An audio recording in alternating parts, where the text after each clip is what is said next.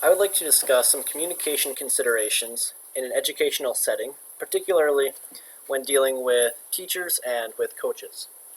So, first off, I'd like to look at a few effective speaking tips.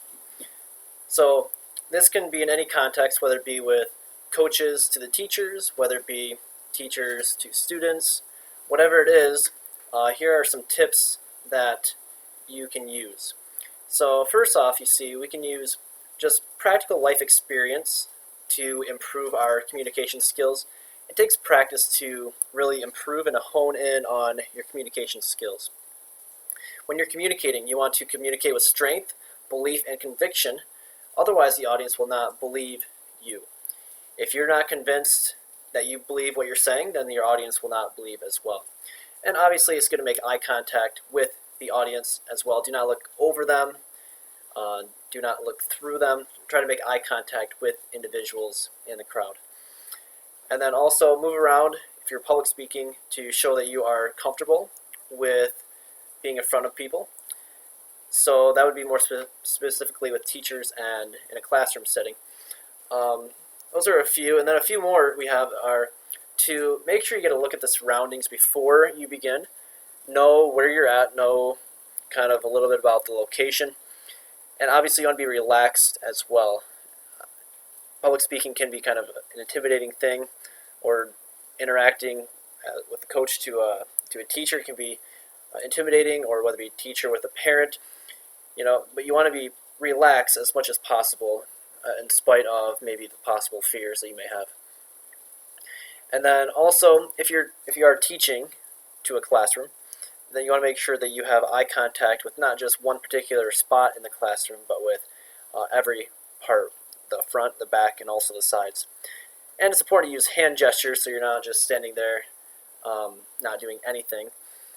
And then also, you want to kind of think through, okay, what are the people that I'm speaking to thinking?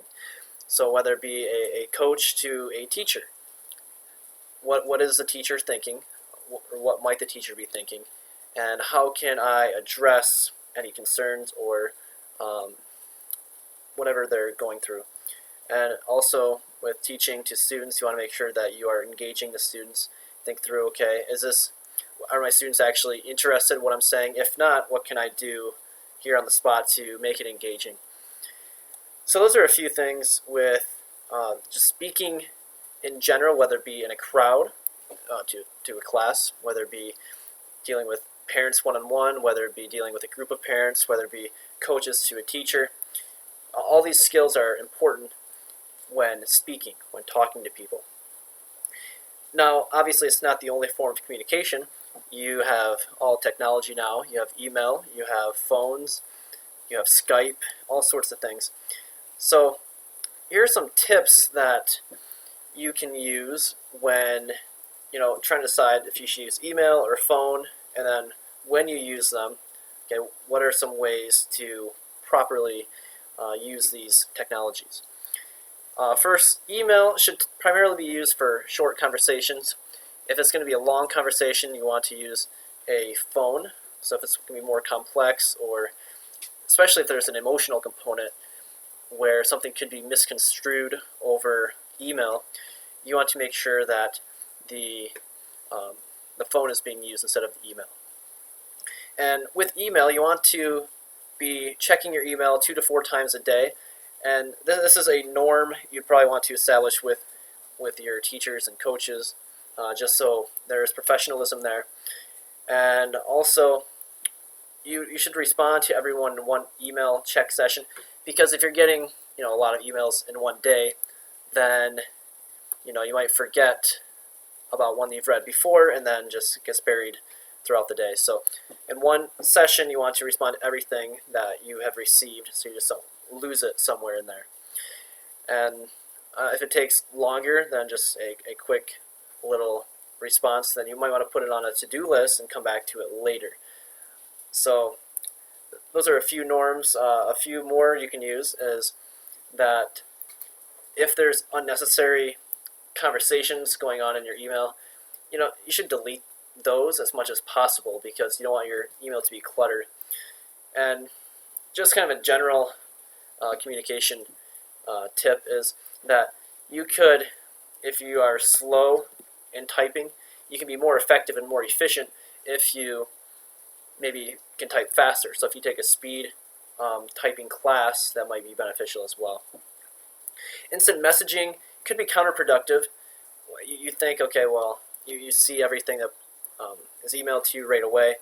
Well, the thing is, with instant messaging, it could be overwhelming and overbearing if you're constantly getting these updates that with instant messaging. So it can be counterproductive and actually clutter your time more than just email.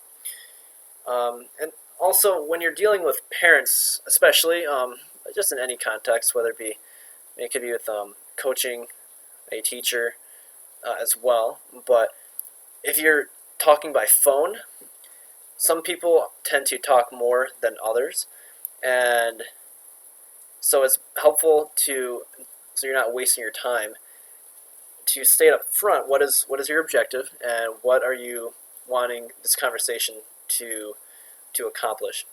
So that way, if it does start getting off task, then you can kindly get away from the conversation and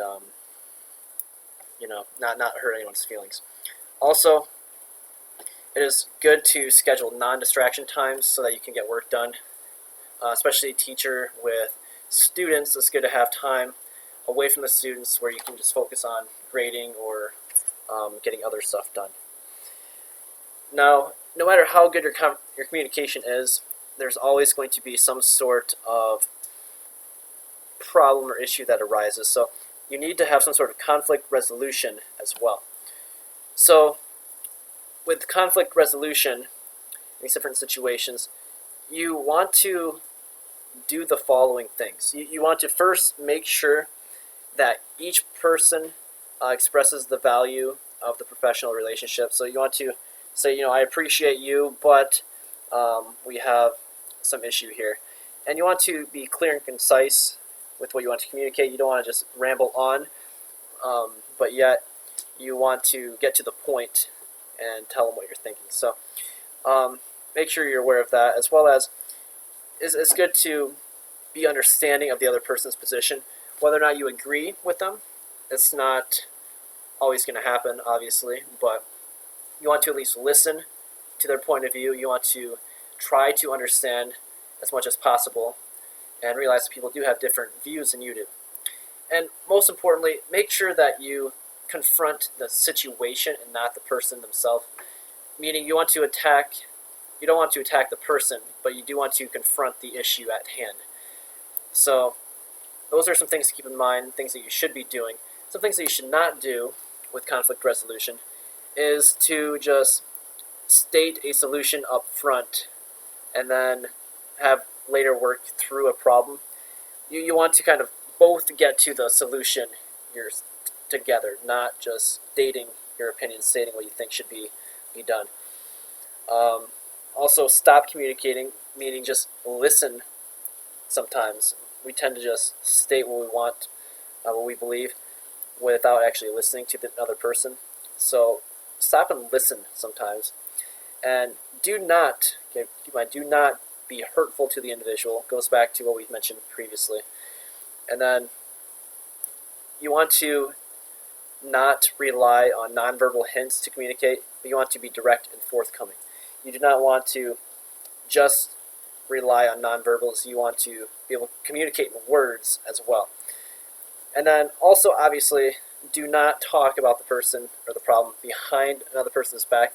You have to talk to the individual directly to confront. So these are a few things, and here are a few my references, my resources that I've confronted or consulted for this. So thank you for listening, and have a good night.